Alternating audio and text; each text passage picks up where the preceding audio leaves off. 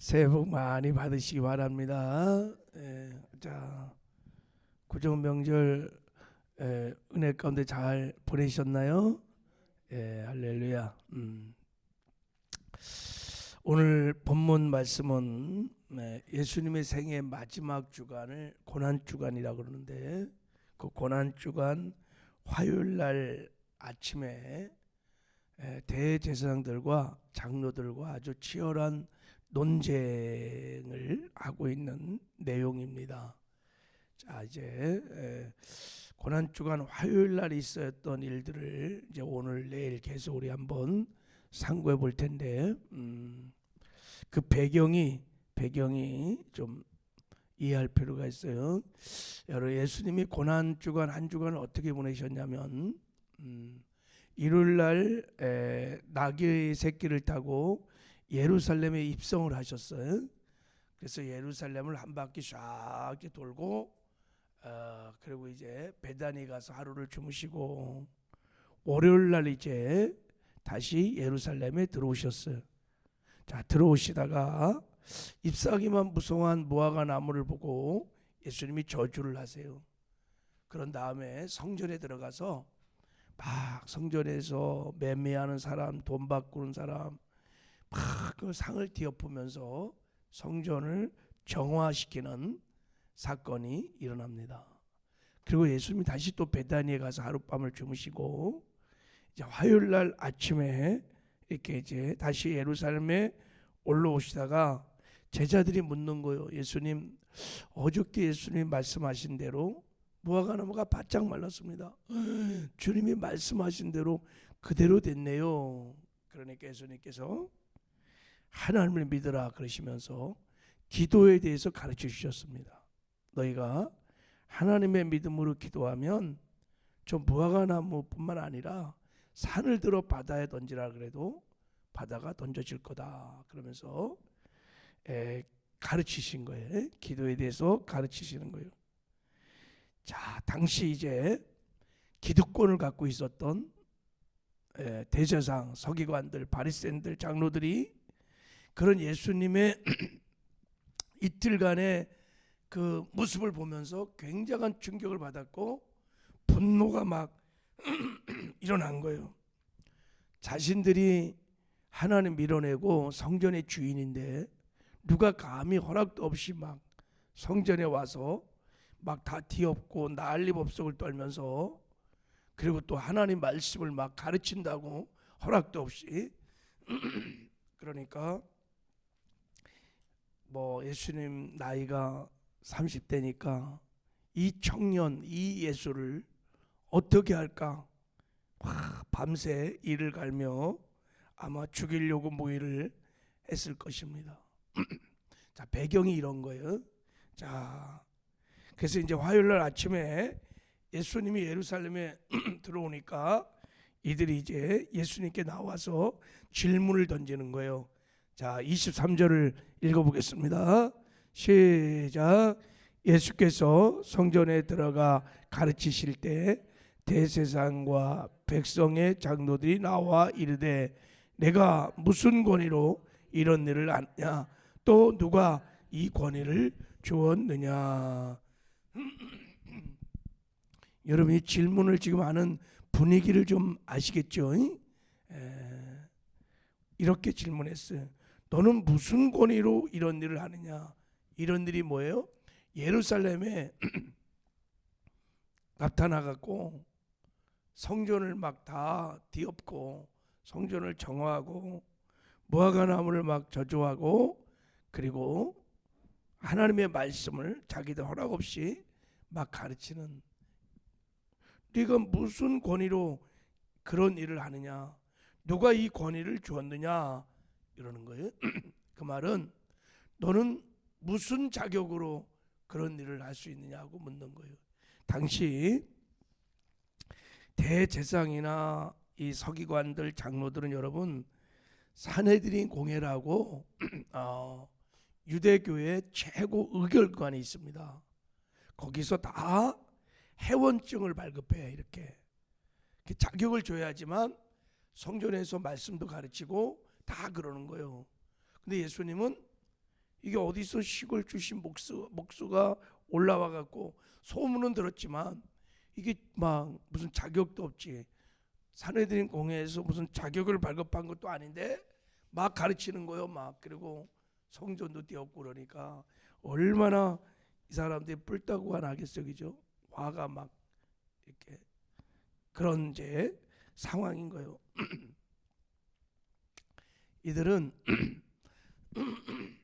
산헤드린 공회에서 이런 자격증만 주면은 다 하나님도 섬기고 뭐 다 할 수 있다고 생각한 거예요. 근데 이런 자격을 가진 사람들은 성전을 다 강도의 소굴로 다 만들어 버렸어. 근데 예수님은 자격도 없지만 성전을 다 정결케 하고 거룩게 청소를 하신 분이었어요. 예수님은 정말 생명의 능력을 갖고 계셨던 분이십니다.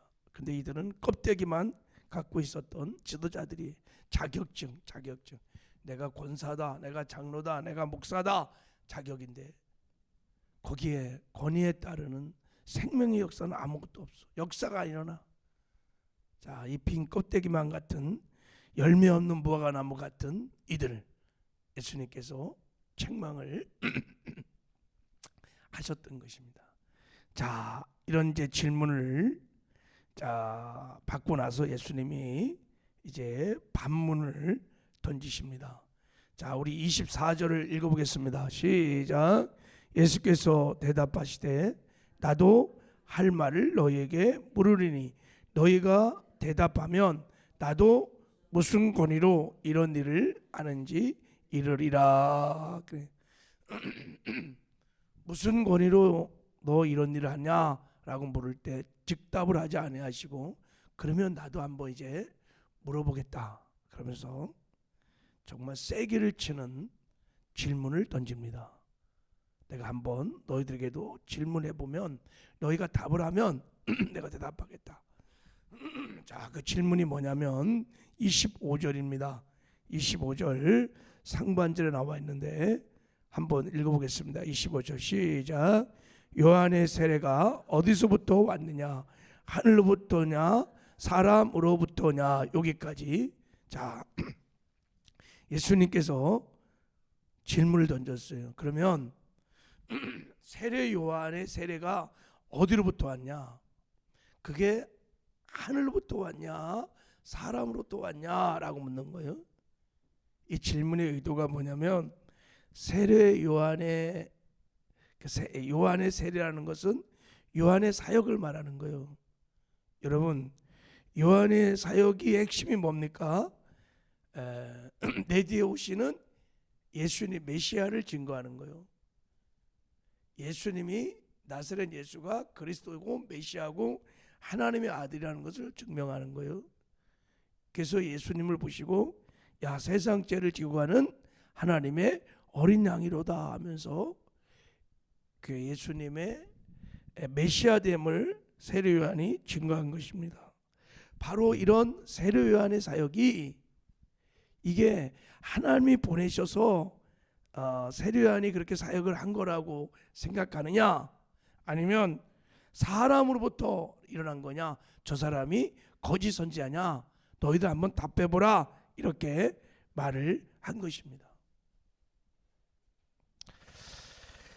자, 이들이 이제 이 질문을 받고 엄청난 이제 고민이 생겼어요. 왜냐하면 세례 요한의 사역이 하늘로부터라고 인정을 하면, 그러면 세례 요한을 인정하는 순간 예수님이 메시아다, 그리스도라는 것을 인정을 해야만 되는 거예요.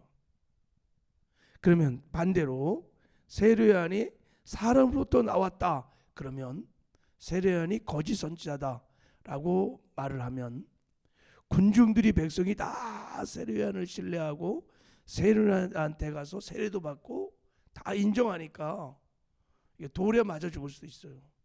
이런 검증된 선지자를 거짓 선지자라고 만약에 해버리면 위험할 수 있어요. 선동도 일어나고 백성들이 그래서 돌에 맞아 죽을 수 있어요. 자, 이 질문의 의도가 그런 것입니다. 자, 그렇게 질문을 받고 이제 어떻게 반응하냐면 25절, 자 다시 한번 읽겠습니다. 시작. 요한의 세례가 어디서부터 왔느냐? 하늘부터냐 사람으로부터냐? 그들이 서로 의논하여 이르되 만일 하늘로부터라 하면 어찌하여 그를 믿지 아니하냐 알 것이요. 25절도 26절도 만일 사람으로부터 하면 모든 사람이 요한을 선자로 여기니 백성이 무섭다 하여. 그들이 거기 25절에 보면 그들이 서로 뭐를 했어요? 의논했다. 이 말을 우리가 한번 알 필요가 있어요. 의논했다는 말은 계산기를 두드렸다는 거예요. 그래서 장부를 맞췄다 이런 뜻을 갖고 있어요. 그러니까 이게 상업적인 욕인데 진리를 찾기 위해서 진지하게 토론했다는 뜻이 아니라 자신에게 어느 것이 유익한지 어느 것이 불리한지를 막 주판화를 두드렸다는 거야. 서로 의논했다는 거야. 이 대답을 어떻게 해야 되지?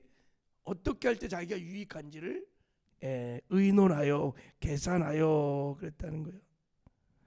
그러니까 어떻게 대답해야 우리가 성전을 다 장악하고 있잖아요.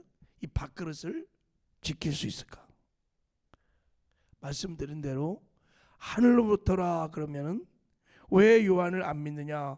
요한이 증거한 내가 바로 메시아인 걸 왜 안 믿느냐 하면서 불신앙이 다 드러날 것이고, 사람으로부터라 그러면 백성이 요한을 참 선자로 믿고 있으니까 군중들이 분노하고 막 폭동이 일어나면 돌에 맞아 죽을 수도 있으니까 이 징태양난의 위기에서 지기들끼리 의논을 한 다음에 이제 대답을 합니다. 자, 그게 27절이에요. 27절 읽겠습니다. 시작. 예수께서 대답하여 이르시되 우리가 알지 못하노라 하니 예수께서 이르시되 나도 무슨 권위로 이러는지 너희에게 이르지 아니하노라. 그들이 어떻게 대답했어요? 우리가 알지 못하노라. 우리가 알지 못하니라. 거짓말한 거예요. 알면서도 말하지 않는 비겁함, 거짓말을 한 것입니다. 예수님의 질문에 예스와 노를 정확하게 답하지 않고 거짓말을 한 거. 우리가 알지 못하노라. 왜 몰라요? 다 알지요. 세례 요한의 사역을 다 알고 세례 요한이 증거했던 메시아가 예수 그리스도라는 것을 다 알지요. 세례 요한이 가짜라는지 안 하는 것을 다 알고 있었어요. 그리고 예수님이 지난 3년 동안에 귀신을 쫓고 병든 자를 고치고 막 자연을 다스리고 죽은 자를 막 일으키는 그런 사역을 통해서 구약에 예언된 메시아의 그 증거들이 다 드러났어요. 얼마나 많은 정보를 듣고 분석했고, 예수님이 이 당시 벌써 3년을 했기 때문에 예수님 메시아라는 증거가 산더미처럼 쌓였다고요. 누구도 부인할 수 없는 구약에 나왔던 모든 예언의 말씀이 다 예수를 통해서 성취가 되어 있는 건데, 그런데 이들이 모른다고 거짓말하는 거예요. 자, 여러분, 이 거짓말이 얼마나 무서운 거짓말이냐면 이제 이들은 버림을 당합니다. 버림을. 구원을 받을 수 있는 절호의 기회였었는데 메시아를 예수님을 인정하지 않는 순간 그들은 다 영원히 지옥불에 들어가는, 이게 엄청난 거짓말인 거예요. 성경에 여러분 이런 거짓말들이 나옵니다. 그 중에 대표적인 거짓말이 빌라도의 거짓말이. 빌라도가 이렇게 보니까 예수님이 죄가 전혀 없어. 빌라도 같은 사람들은 여러분 정치인이야, 정치인. 그러니까 사람들과 엄청난 사람들을 만났기 때문에 딱 보면 알아. 이 사람이 악인인지 선인인지. 재판을 딱 해보니까 예수님은 죄가 1도 없어. 그런데 막 사람들이 막 선동을 하는 거. 이 사람을 놓아주면 가이사의 중신이 아닙니다. 막 그러니까 협박을 하니까 빌라도가 정치적 계산을 막 한 거예요. 다다다다다다. 이거 인정하면 선동이 일어날 거야. 아니면 내가 이거 로마로부터 이거 충신이 아니라는 것을 그래갖고 계산한 다음에 자기가 손을 싹 씻으면서 나는 무죄하다 그러면서 이 사람을 십자가에 죽이라고 내줘요. 이거 엄청난 거짓말이야. 그래서 우리 사도신경에서 할 때 항상 뭐라 그래? 본디오 빌라도에게 천추의 이게 한인. 야, 빌라도가 저주를 받았어. 거짓말 한 번 하는 바람에. 지금 이들도 똑같은 거짓말을 지금 하고 있는 거예요. 그러면 여러분, 왜 이들이 다 알면서 거짓말을 했을까요? 왜 세례 요한이 세례가 하늘보다 하고 인정하고 예수를 메시아로 인정하고 구원받으면 얼마나 좋아요, 그죠? 근데 왜 거짓말을 하고 끝까지 부인을 했을까요? 그 동기가 뭘까요? 야, 여러분, 말씀드린 대로 세례 요한의 사역을 인정하면 예수님을 권위를 인정하는 거예요. 그러면 자기를 막 공격하는 지금 예수님의 권위를 인정하면 다 거기에 굴복해야 돼요. 그러면 다 잃어버립니다. 한순간에. 무엇을? 종교적인 이 권력, 이걸 이용해서 자기들이 책자했던 재물, 성전의 매매권, 돈 받는 것 수수료 다 누가 받냐면 대제사장들과 서기관들이 다 받는 거예요. 막 어마어마한 재산들이 지금 그들이 갖고 있는 거예요. 그걸 인정하는 순간 다 뺏기는 거예요. 이제 하나님 밀어내고 자기들이 막 주인 되어서 얼마나 많은 착취를, 얼마나 많은 재산을 끌어모았는지 그 권력, 명예, 재물 다 버리는. 여러분, 그들이 눈에 보이는 돈, 종교적인 권력을 그 추구하다가 거짓말을 지키면서 구원을 상실한 거예요. 영원한 삶을 잃어버린 거예요. 그래서 거짓말을 한 것입니다. 야, 눈에 보이는 잠깐의 삶에 그 유익, 그 돈 이런 것 추구하다가 영원한 삶을 잃어버린 이 사람들. 자, 그래서 예수님께서 27절에 이렇게 말씀하십니다. 자, 우리 27절 다시 한 번만 읽어보겠습니다. 시작. 예수께서 대답하여 이르시되 우리가 알지 못하노라. 아니, 예수께서 이르시되 나도 무슨 권위로 이런 일을 하는지 너희에게 이르지 아니하니라. 이 무슨 말입니까? 무서운 심판이, 너희가 진리를 알면서도 거부하니 나도 더 이상 너에게 진리를 말하지 않겠다. 무서운 저주의 유기 버리시는 거예요. 버려. 이들은 다 당대의 종교 지도자들이, 지금으로 말하면 목사들, 뭐 당회장, 뭐 하여간 총회장, 뭐 싹 다 버림을 받은 거예요. 여러분, 우리도 이런 거짓말을 할 때가 있어요. 내가 직장에서, 사회에서, 일상의 삶에서 그리스도인이라는 것을 밝히면, 하나님 말씀에 내가 순종하며 살면 불이익이 올 것이, 그럴 때 불이익이 오거나 손해가 오거나 또 뭐 하여간 핍박이 오거나 그럴 때 우리도 알면서도 거짓말을 시켰어요. 전 모릅니다. 예스 노를 분명하지 않게 안 하는 거예요. 두리뭉실하게 하는 거예요. 그 죄가 바로 이들이 했던 죄와 똑같아요. 분명히 아는데, 이게 분명히 거짓말이고 잘못된 거 아는데 막 계산을 막 해보는 거예요.